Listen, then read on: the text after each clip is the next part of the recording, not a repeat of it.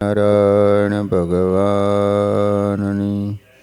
શ્રી હરિ કૃષ્ણ મહારાજની, શ્રી રાધા કૃષ્ણ દેવની, શ્રી નરનારાયણ દેવની, શ્રી લક્ષ્મીનારાયણ દેવની. બધા જ હરિભક્તોને ઘણા ભાવથી જય સ્વામિનારાયણ. વાલા ભક્તજનો, આપણે મોટા ઋષિ આનંદ સ્વામીનું જીવન ચરિત્ર શ્રવણ કરી રહ્યા છીએ. એક દિવસ સાંજના સમયે શ્રીજી મહારાજ અક્ષરવડીમાં ઢોલિયા ઉપર બિરાજમાન હતા. તે સમયે સદગુરુ મુક્તાનંદ સ્વામી આદિ 10-15 મોટેરા સાધુ તથા દાદા ખાચર વગેરે 5-7 હરિભગત બેઠા હતા. તે સમયમાં સદગુરુ નૃસિંહાનંદ સ્વામી આવીને શ્રીજી મહારાજના દર્શન કર્યા. પાસે બેઠા. મહારાજ એમની સામું જોઈને બોલ્યા, નૃસિંહાનંદ સ્વામી, તમે ભગવાનની સ્મૃતિ રાખો છો કે? સ્વામી બોલ્યા, હા, સ્મૃતિ બહુ રાખું છું. સુખ પણ બહુ આવે છે. સ્વામીની સામું જોઈને વળી બોલ્યા પરમાનંદ, અતિ હેતે કરી શ્રી હરિ કહે, સાંભળો નૃસિંહાનંદ. સંગની શુદ્ધિ રાખજો, આ મોક્ષ માર્ગે જરૂર. સંગ પ્રમાણે થાય જીવનું, કલ્યાણ નજીક અને દૂર. જેની સમજણ ઊંચી હોય, ઉપાસના ઊંચી હોય, જેને જ્ઞાન શુદ્ધિ હોય, ભક્તિ શુદ્ધિ હોય, જીવન શુદ્ધિ હોય, એના સંગે રહીએ તો સર્વોત્તમ કલ્યાણ થાય. અને જેની સમજણ કે ઉપાસના નિમ્ન હોય એનો સંગ રાખીએ તો એના જેવી હલકી પ્રાપ્તિ થાય. ગોપાળાનંદ સ્વામી કહેતા કે ઉત્તમનો સંગ મળે તો કરવો, પણ નીચાનો સંગ તો ન જ કરવો. શ્રેષ્ઠનો સંગ ન મળે તો એકલા બેસીને ભજન કરવું, વાંચન કરવું, સ્મરણ કરવું, સેવા કરવી, પણ ગમે એનો સંગ ન કરો. શ્રી હરિ સત્સંગી જીવનમાં કહે છે કે નીચાનો સંગ કરનાર નીચ થાય છે, મધ્યમનો સંગ કરનાર મધ્યમ બને, ઉત્તમનો સંગ કરનાર ઉત્તમ બને. વળી મોક્ષ ધર્મમાં કહ્યું છે મહાભારતમાં, જે માણસ ચોરને સેવે છે ને એ ચોર થાય, વ્યસનીને સેવે છે ને વ્યસની થાય, ભક્તને સેવે છે ને એ ભક્ત થાય, સાધુને સેવે છે ને એ સાધુ થાય, મુક્તને સેવે છે ને એ મુક્ત થાય. ટૂંકમાં જેનો જે સહવાસ રાખે તે એના જેવો થઈ જાય. માટે સંગશુદ્ધિમાં તો સૌએ ધ્યાન રાખવું જોઈએ. હો, ઊંચી નીચી પ્રાપ્તિનું કારણ પણ છે સંગ. પ્રાપ્તિ એને થાય એવી, જેવો સંગ તેવો રંગ. પાણી ગમે એટલો પાવર કરે પણ -4 ડિગ્રી વાતાવરણ થાય તો પાણી બરફ થઈ જાય. તેમ વ્યક્તિ ગમે એટલી હોશિયારી કરતો હોય પરંતુ નબળાનો સંગ કરે તો જરૂર બગડી જાય. માટે સુખી થવું હોય ને તો કોઈ દી નબળાનો કે ઉતરતાનો સંગ ન કરે. હોરે હોરે ચડી ન જવું, ઉતરતાના સંગે કૈકેયી તથા ભીષ્મ પિતા જેવા સારા સારાને પણ મોટી ખોટ આવી ગઈ છે. અંતે પસ્તાણા. અંતરમાં ઉદ્વેગ રહ્યો છે. તેથી શ્રી હરિ કહે, હે સ્વામી, તમે જેવા ધ્યાની હોય અને પૂર્વાપર એકાંતના માર્ગમાં સમજતા હોય એમનો જ તમે સંગ રાખજો. એ ઉપર એક દ્રષ્ટાંત છે. હવે સ્વામિનારાયણ ભગવાન ઋષિયાનંદ સ્વામીને સંગ શુદ્ધિ વિશે બહુ સરસ મજાની વાત કરે છે કે એક ગિરનાર પર્વતના પંખીઓએ એમ વિચાર કર્યો છે આપણે મહાવન્ય વિશે જવું ને બીજા પંખીની રીત ભાત જોઈ. મોટું જંગલ હોય ને ત્યાં જવું કે પંખીઓ કઈ રીતે રહે છે. તેમજ હિમાચલ પર્વતના પંખીઓએ પણ વિચાર કર્યો કે આપણે મહાવનમાં જાવ ને બીજા પંખીની રીત ભાત જોઈ. ગીરના પંખી, પછી હિમાચલના પર્વત.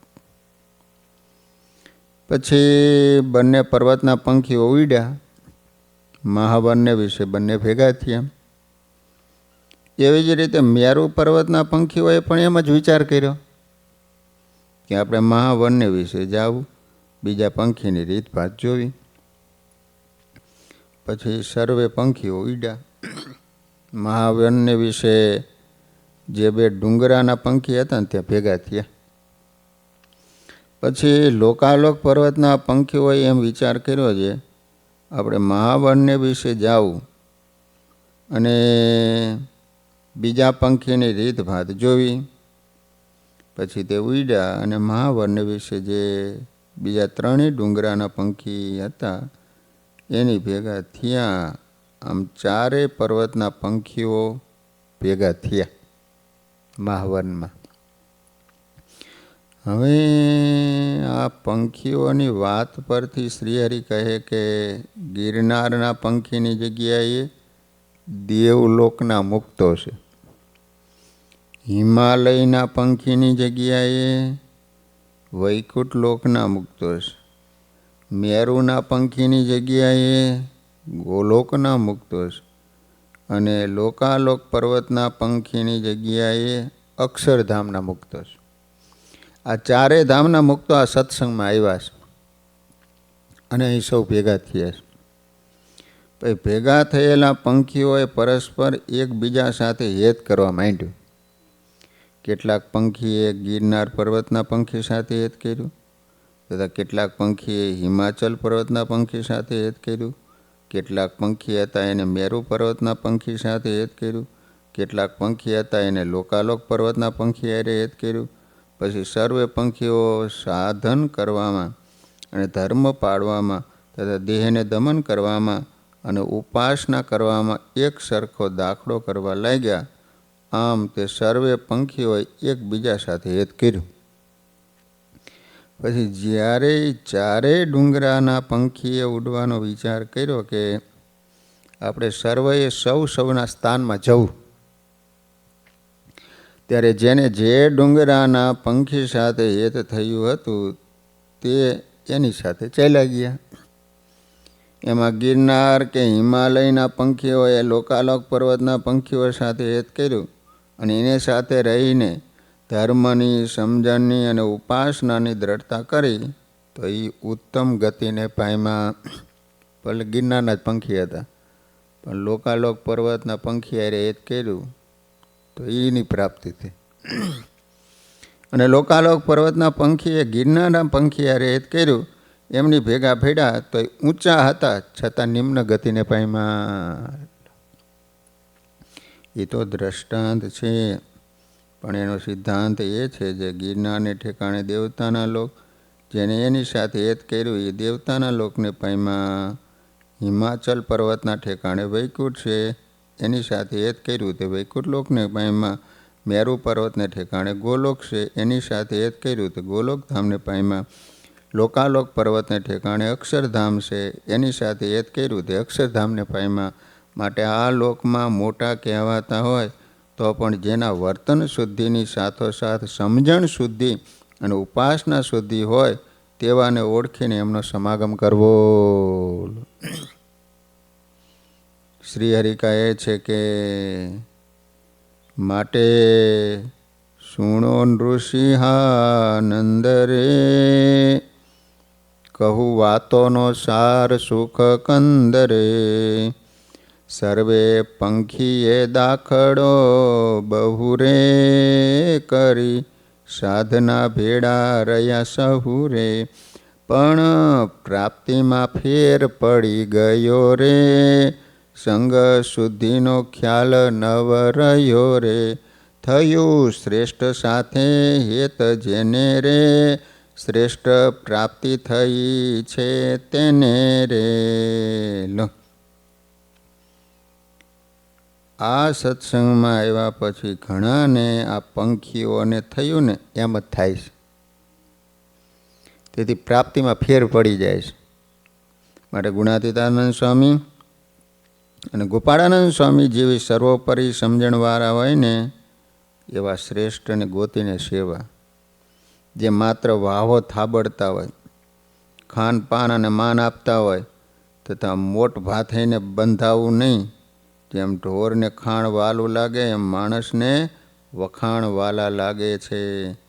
એટલે જે પોતાને વખાણતો હોય એમાં કાંઈ લેવાનું ન હોય, છતાં એને આધીન વર્તે. આ લોકમાં તો વાંધો નહીં, પરંતુ અંતે મોટી ખોટ આવશે, માટે સાવધાન થઈ જાવું. ગોપાળાનંદ સ્વામી આવી સંઘ શુદ્ધિની વાત સમજાવતા કહેતા કે શ્રીજી મહારાજે વચનામૃતમાં કહ્યું છે કે એકાંતિક ન હોય એનો સંકર્ષણ આદિકમાં પ્રવેશ થાય છે. એનું કેમ સમજવું? ત્યારે સ્વામીએ એનો ઉત્તર કરતાં કહ્યું, સંકર્ષણ આદિક તો બીજે નથી, એ તો સર્વે સત્સંગમાં જ છે.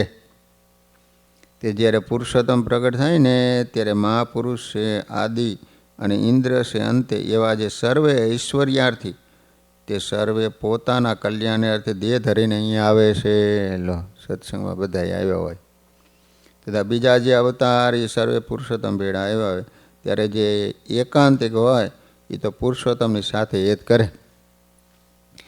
તથા એ પુરુષોત્તમની સાથે એકાંતિક ભક્તિએ કરીને સર્વે પ્રકારે જોડાણો હોય. માટે એ તો જ્યારે દેહ મૂકે ને ત્યારે પુરુષોત્તમ એવા હરિકૃષ્ણ મહારાજ એમની સેવામાં અક્ષરધામમાં રહે, અને જે એકાંતિક સાથે જોડાણો હોય એને પણ અક્ષરધામમાં લઈ જાય છે. એટલે ડાયા માણસોએ તો એવા એકાંતિક મોટા સંતો સાથે જોડાવવું.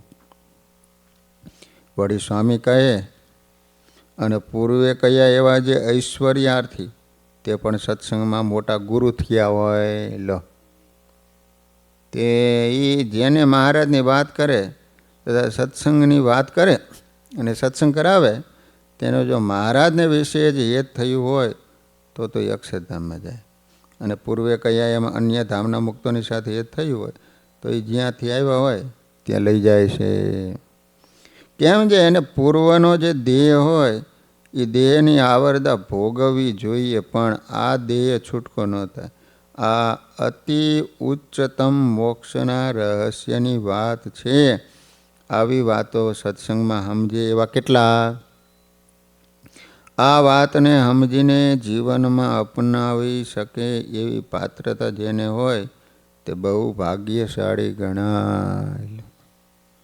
ઇતર ધામના મુક્તો મુમુક્ષુને અક્ષરધામમાં જતા કેવી રીતે રોકે છે એ સમજાવતા સ્વામી કહે છે કે જે એમને વળગ્યા હોય તેને તેઓ પોતા પાસે રાખે, પણ મહારાજ સાથે હેત થવા ન દે.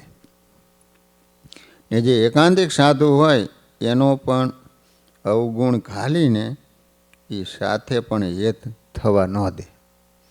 કેમ જે એમ જાણે છે જો એમને એકાંતિકની સાથે હેત થાય છે તો એ મહારાજની સાથે હેત કરાવશે ને મારું જેવું રૂપ છે તેવું એને ઓળખાવશે. એમ જાણીને હેત ન થવા દઈએ તે વાત વિચારે ને તો ખબર પડે. કેમ છે જ્યારે મહારાજ ગરડે બિરાજમાન હતા ને ત્યારે એમ કહેતા છે, જુનેગઢ જાય એને 5 વાર મળીએ, તથા એના અમે જમાન છીએ. ત્યારે કોઈક જવાનું કહે ને ત્યારે એના ગુરુ હોય એમ કહે, જો તું જઈશ ને તો પથરામાં ત્યાં અથડાઈને મરી જઈશ, એમ કહીને એને અડસાવી નાખતા. અને કોઈકને મહારાજની સેવામાં રહેવું હોય તોય પણ એને એના ગુરુ અડસાવી નાખતા. આ વાત પરથી સ્પષ્ટ થાય છે કે સંકર્ષણાદિક બીજે ક્યાંય નથી, પણ આ સત્સંગમાં જ છે. પરંતુ ગોપાળાનંદ સ્વામી તો અનાદિ મહામુક્ત રાજા હતા. તેથી આવું ઝીણું સમજી શકે, સૌને સમજાવી શકે. માટે જેને છેક મહારાજની સેવામાં ધામમાં પહોંચવું હોય એને આ વાત સમજવી અને સંગ શુદ્ધિ કરવી. બાકી જેને ધન, ધામ, પુત્ર, પરિવાર અને આ લોકના માન, મોટપ ને ખાનપાન જોઈતા હોય એ તો ગમે એનો સંગ કરે ને તોય પણ મળી રહે.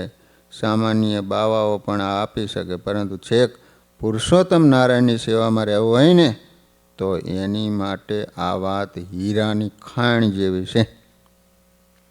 વળી ગુણાતીતાનંદ સ્વામી કહેતા, અક્ષરધામનો મુક્ત હોય ને સ્વાધીન થકો અહીંયા આવ્યો હોય, સ્વતંત્ર થકો જાય એવો હોય, પણ એ સત્પુરુષનો સંગ ન હોય ને કુસંગ કરે ને તો જડ સંજ્ઞાને પામી જાય.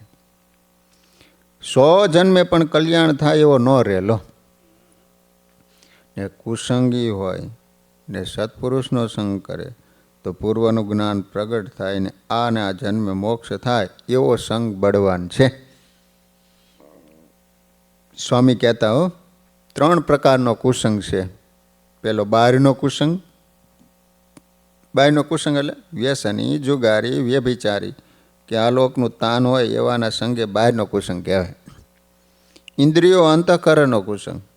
ઇન્દ્રિયો અંતઃકરણ ભગવાનમાં જોડાય જ નહીં, કેવળ જગતના ઘાટ કરે, દેહને પોતાનું રૂપ મનાવે અને વિષયમાં સુખ બુદ્ધિ કરાવે, અંતરનો કુસંગ કહેવાય. ત્રીજું સત્સંગનો કુસંગ. સત્સંગનો કુસંગ તો શું? તે સત્સંગમાં કુસંગ તે શું?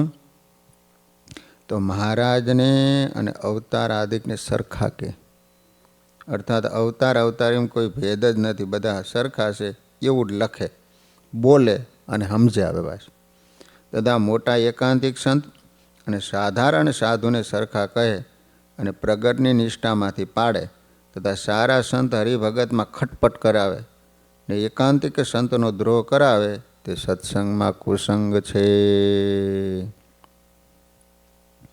સામાન્ય સાધુને બીજા સાધુને સરખા કહે, સર્વોપરી શ્રી હરિ અને અન્ય અવતારોને સરખા કહે, સ્વામિનારાયણ ભગવાનના વચનો અને ઇતર ગ્રંથોના વચનોને સરખા માને, ધર્મ, નિયમ, ભજન, ભક્તિ, સાધના, ઉપાસના ગમે એની કરાવે. આવાનો સંગ થાય તો આપણે સારા હોઈએ છતાં ઉતરી જઈએ. પરંતુ આ વાત બધાને સમજાય એવી નથી હો.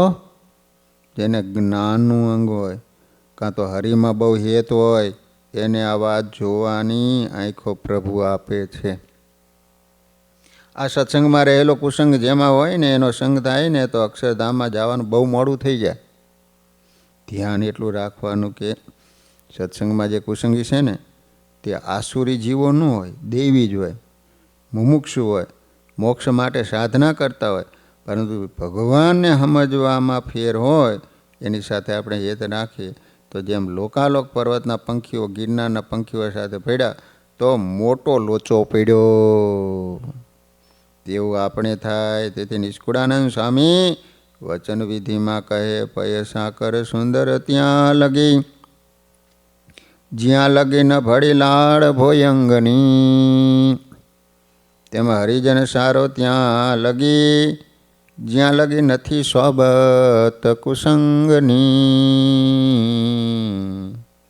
માટે સંગની શુદ્ધિ રાખવી. પૂર્વાપર વિચારીને એકાંતિક સાધુનો સંગ કરો તો કલ્યાણના માર્ગમાં કોઈ રીતે વિઘ્ન ન આવે. શ્રી હરિ કહેલી આ વાત સાંભળીને સ્વામી તો બહુ રાજી થઈ ગયા હો, નૃસિંહાનંદ સ્વામી. અને બોલ્યા, મહારાજ સંગ કરવામાં કાંઈક ગાફલતા રહેતી હશે તે હવે હું નહીં રાખું, સદા ઉત્તમનો જ સંગ કરીશ. સ્વામી મુક્તાનંદ યાદી બોલ્યા, સર્વે સાધુ ગણ ચડતી ઉતરતી પ્રાપ્તિનું અમે સમજ્યા ચોખ્ખું કારણ. એ મહારાજ તમે સાંભળો, અતિ ભૂંડો ઉતરતાનો સંગ મોક્ષ માર્ગે બહુ વિઘ્ન છે, તેથી ચેતસુ રાખી ઉમંગ. મુક્તાનંદ સ્વામી કે મહારાજ હવે અમે ખબરદાર રહીશું હો. આજ આ વાત ચોખ્ખી સમજાણી લો. જેને આ જન્મે અક્ષરાધિપતિ પૂર્ણ પુરુષોત્તમ નારાયણ સર્વાવતારી શ્રી હરિના દિવ્યાનંદમાં પહોંચવું હોય તે આ વાતને વારંવાર સાંભળજો, વિચારજો, જીવનમાં ઉતારજો. અને આ પૃથ્વીના ગોળામાં કોઈ પણ જગ્યાએ રહેલા મુમુક્ષો માટે આ વાત બહુ ઉપયોગી છે. જેને પ્રભુ પ્રાપ્તિમાં સંગ શુદ્ધિની આવશ્યકતા છે એમ સત્પુરુષની પણ અનિવાર્યતા છે. સદગુરુ તો સાચા સૂર્ય સમાન છે. જેમ સૂર્ય વિના ગમે એટલા ઉપાય કરે ને છતાં અંધારું જાય નહીં, એમ સત્પુરુષ વિના ગમે એટલા ઉપાય કરવા છતાં અંતર અજ્ઞાન જાય નહીં હો. જેમ પતિ પત્નીના સંગ વિના પુત્રની પ્રાપ્તિ થાય નહીં, એમ સત્પુરુષને સોંપાયા વિના પ્રભુ પ્રાપ્તિ થાય નહીં. સત્પુરુષ તો મોક્ષ માર્ગના ભૌમ્ય છે. સાચા સંત મેળવ્યા વિના ક્યારેય જેમ છે ને એમ શ્રીહરિનું સ્વરૂપ સમજાતું જ નથી. આપણી કસર ટળતી નથી. માટે સત્પુરુષ તો મુમુક્ષુને સર્વ રીતે સુખદાયક છે. જે તેને હોંપાય એની સર્વે કસર જાય લો. એક સમયે શ્રીજી મહારાજ ગઢપુરમાં શ્રી વાસુદેવ નારાયણના ઓરડાની ઓસરીમાં ઢોલિયા ઉપર ગાદી તકિયા નખાવીને બિરાજમાન હતા. કંઠમાં એક ગુલાબનો જાડો હાર પહેર્યો હતો. જમણા હાથમાં ગુલાબના પુષ્પનો ગોટો લઈને ઉછાળતા હતા. તથા મુક્તાનંદ સ્વામી વગેરે સંતો તથા દાદા ખાચર વગેરે સર્વે હરિભક્તોની સભા ભરાઈને બેઠી હતી. તે સમયમાં સદગુરુ નૃસિંહાનંદ સ્વામી શ્રી હરિના દર્શન કરવા સારું આવ્યા. મહારાજના દર્શન કરી પગે લાગી સમીપમાં બેઠા. પછી નૃસિંહાનંદ સ્વામી શ્રીજી મહારાજ નૃસિંહાનંદ સ્વામી સામું જોઈને એના પ્રત્યે બોલ્યા, હે સ્વામી, તમારે ધ્યાનનું સુખ કેવું આવે છે? સ્વામી બોલ્યા, તમારા પ્રતાપ બહુ સારું ધ્યાનનું સુખ આવે. તો શ્રીજી મહારાજ એમના પ્રત્યે બોલ્યા છે, માણસ માત્રનો પ્રાણ ઊંચો પ્રકૃતિ સુધી ચાલે છે.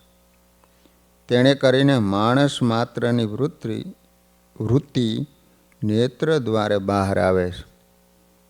તેને લીધે બહારના પંચ વિષયનું સુખ આવે, પણ પોતાના જીવાત્મા અને ભગવાનનું સુખ એને આવતું નથી. ઇન્દ્રિયો બહિર્મુખી છે, એટલે તે હંમેશા બાહ્ય જગતના શબ્દ, સ્પર્શ, રૂપ, રસ, ગંધ આદિકને પ્રથમ પકડે છે. અને તેથી જ એની વૃત્તિઓ બહાર ફેલાયેલી રહે છે. જેને આત્મા અને પરમાત્માનું સુખ લેવું હોય એને અંતર્વૃત્તિ કરવી અનિવાર્ય છે. શ્રી હરિએ ગરડા પ્રથમ પ્રકરણના 20માં કહે છે કે કેવળ બાહ્ય દ્રષ્ટિએ કરીને પદાર્થને જોયા કરે, પણ પોતે પોતાને નથી જોતો. એ જ અજ્ઞાનીમાંથી છે. અજ્ઞાની જેમ નેત્રે કરીને અનંત પ્રકારના રૂપને સ્વાદને લે છે, તેમાં શ્રોત્ર, ત્વક, રસના, ઘ્રાણ ઇત્યાદિ સર્વે ઇન્દ્રિયોએ કરીને વિષય સુખને ભોગવે છે, જાણે છે, પણ પોતે પોતાના સુખને ભોગવતો નથી, પોતે પોતાના રૂપને જાણતો નથી. એ જ અજ્ઞાનીમાં અતિશય અજ્ઞાની છે. એ જ ઘેલામાં અતિશય ઘેલો છે. એ જ મૂર્ખમાં અતિશય મૂર્ખ છે. એ જ સર્વ નીચમાં અતિશય નીચ છે. જેને સત્સંગ થયો તેને તો પોતાનું રૂપ જોવું તે પોતાના હાથમાં છે. પરંતુ ભગવાનનો પ્રતાપ વિચારી અંતરદ્રષ્ટિ કરે તો કામ થાય. પરંતુ ભક્તને આળસે કરીને આ કામ સિદ્ધ થતું નથી. માટે અંતર્વૃત્તિ વાળતા શીખવું. આ વાત સમજાવતા શ્રી હરિ કહે કે એક પુરુષ મોટા વડ ઉપર ચડ્યો. વડને માથે ચડીને બેઠો. તે વડનું થડ એક પાણીનો મોટો કૂવો હતો, એમાં ચોટેલું હતું. એ વડની ટોચે બેઠેલો પુરુષ ઊંચું ને ઊંચું જોયા કરે, પણ નીચું તો જુએ જ નહીં. વળી ઊંચું જુએ તેણે કરીને તડકો લાગે, ટાઈડ લાગે, પવન વાય, એથી વહમું લાગે. તે દુઃખને સહન કરે, પરંતુ જો હેઠે જુએ તો પાણીએ છે, સુખ પણ છે, પણ હેઠું જોતો નથી. આમ જીવ પણ પોતામાં જ ભગવાન રહ્યા છે, એને જોતો નથી, સ્વીકારતો નથી, એથી દુખ્યો રહે છે. ઝાડ ઉપર ચડેલો પુરુષ જો નીચું જુએ ને તો ઉપરના દુઃખ મટી જાય, પરંતુ આ કામ અનુભવી સંતથી જ થાય. પછી તે સમયે ભગવાનના એકાંતિક સાધુ એ વડ તળે આવીને ઊભા. તેને વડને મથાળે ઊંચે જોયું. આમ ત્યારે જે પુરુષ માથે બેઠો હતો ને એને નીચું જોયું, એટલે એ બંનેની દ્રષ્ટિ એક થઈ. ત્યારે એ સાધુ બોલ્યા, તું કોણ છે? જો હેઠે ઉતર તો દેહ સુખ્યો થઈશ, પીવાનું પાણી અને જમવાનું નીચે છે. ત્યારે એને જવાબ આપ્યો, તમે ઠીક કહો છો, લો હું હેઠો આવું. પછી માથેથી ડાળ ઉપર આવ્યો, ત્યાંથી થડ ઉપર આવ્યો, ત્યાંથી કૂવાને કાંઠે આવીને ઊભો રહ્યો. ત્યારે સાધુ બોલ્યા, જો આ કૂવામાં પાણી છે, તે તું પી લે. ત્યારે કે કેમ ઉતરાય? ત્યારે સાધુએ દોરડું બતાવ્યું ને થડ સાથે બંધાયું અને કહ્યું, હવે દોરડું ચાલી ઉતર. ત્યારે એણે એમ કર્યું ને અડધે પૂગ્યો ત્યાં તો ટાઢી હવા માંડી. પછી પાણીએ પહોંચ્યો, જળપાન કરીને તૃપ્ત થયો, મહાસુખ્યો થઈ ગયો. એ દ્રષ્ટાંતનો સિદ્ધાંત એ છે, દેહ રૂપી વડ છે, તેના ટોચની જગ્યાએ આંખ, કાન, નાક વગેરે ઇન્દ્રિયો છે. પછી ત્યાંથી નીચેની ડાળીઓ ફંટાણી તેને ઠેકાણે મન, બુદ્ધિ વગેરે અંતઃકરણ છે. ને ત્યાંથી થડની જગ્યાએ અહમ છે. તે અહમમાં આવ્યો ત્યારે કાંઠે ઉતરો કહેવાય. અને પછી આત્મજ્ઞાન રૂપી હવા આવી, તેથી અહીંયામાં ટાઢું થયું. ત્યાંથી દોરડી રૂપી વૃત્તિએ કરીને કૂવામાં ઉતરતા ઉતરતા વચમાં આવ્યો. એ કૂવાના મધ્ય ભાગની જગ્યાએ પહોંચ્યો. એ આત્મનિષ્ઠાની દ્રઢતાએ આવ્યો એમ જાણું. ત્યાંથી પાણીની તટની જગ્યાએ પહોંચ્યો. એ ઠેકાણે ભગવાનનું ધામ છે એમ જાણું.